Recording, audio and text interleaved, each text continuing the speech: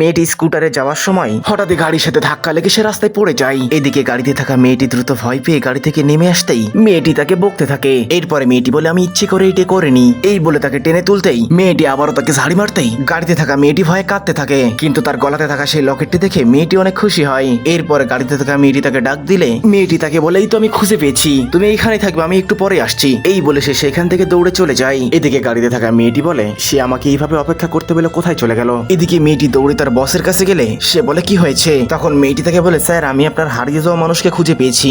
এইটা শুনে ছেলেটি অনেক খুশি হয় আর বলে কোথায় সে। এরপর মেয়েটি তা দেখিয়ে দিলে ছেলেটি দৌড়ে সেইখান থেকে রওনা দেয় আর কিছুটা সামনে গিয়ে মেয়েটি তাকে দেখিয়ে দেয়। এরপরে ছেলেটি তার অ্যাসিস্ট্যান্টকে বলে তুমি দ্রুত অফিসে যাও, এইটা বললে মেয়েটি সেইখান থেকে চলে যায়। আর ছেলেটি তার দিকে এগিয়ে এসে যা করে সেটিকে দেখার আগে আপনি যদি আপনার মাকে মন থেকে ভালোবাসেন তাহলে ভিডিওটিকে লাইক করে চ্যানেলকে সাবস্ক্রাইব করুন। এরপরে ছেলেটি এগিয়ে গিয়ে তাকে ডাক দিতেই মেয়েটি পিছনে ফিরে তাকে বলে কিছু বলবেন। এরপরে ছেলেটি বলে